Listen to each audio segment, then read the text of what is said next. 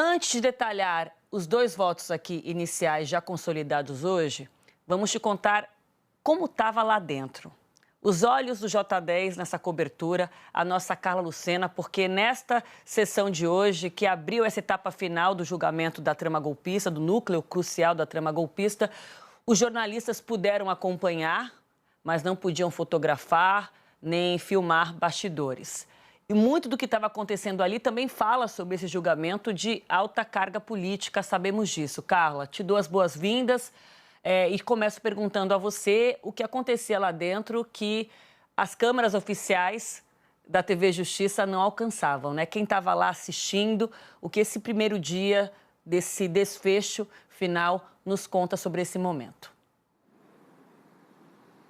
Claro, Aline, vamos lá. Muito boa noite para você, para todo mundo que acompanha a gente ao vivo aqui no J10. E, Aline, olha só, a expectativa hoje era, claro, era pelos ministros que iam votar, né? A expectativa de ver como o ministro Alexandre de Moraes ia votar. Até porque, Aline, contando já um bastidor, os advogados, alguns advogados de alguns réus, eles entraram até esperançosos. Achavam que o voto do ministro Alexandre de Moraes, relator deste caso, ia ser um voto mais ali individualizado, pensando até que em alguns réus, como a gente viu, por exemplo, claro, você vai detalhar daqui a pouquinho no voto do ministro Flávio Dino. Então, havia sim essa esperança antes do julgamento começar de que o ministro, né, Alexandre de Moraes, pudesse vir com um voto um pouco menos duro do que foi. Alguns até entendendo que ele não poderia, que ele não iria talvez condenar todos os 8 réus pelos 5 crimes que foram apontados pela Procuradoria-Geral da República. Mas ao longo da sessão, logo quando o ministro ele começa a votar e já rejeita todas as preliminares, que são aqueles pontos,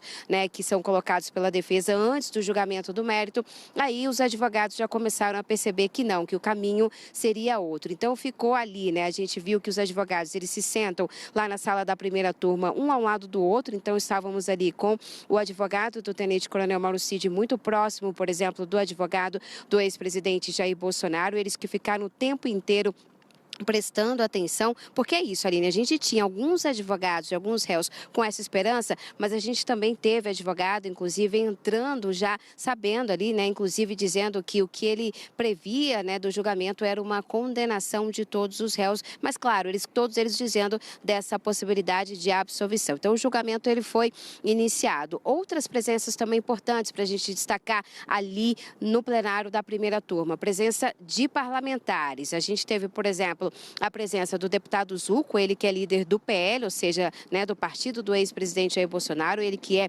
da oposição, e a gente teve, portanto, ali também outros advogados da base do governo, como, por exemplo, a Jandira Fegali, eles que entraram, participaram, tinha lugar reservado para os parlamentares poderem acompanhar ali na sessão da primeira turma, e como você bem disse, ali há uma restrição de celular dentro da primeira turma, um pouco antes, né, de começar a sessão, ali os parlamentares estavam sentados, acabaram fazendo uma foto deles mesmo, né, não do cenário ali do julgamento, então, e eles acompanhando. Conversei com alguns parlamentares que disseram que vieram participar presencialmente dessa sessão para entender os argumentos jurídicos. Teve um momento do voto do ministro Flávio Dino em que ele falava, inclusive, da não possibilidade de caber anistia. A gente sabe que essa é uma discussão que o Congresso Nacional vem travando nas últimas semanas.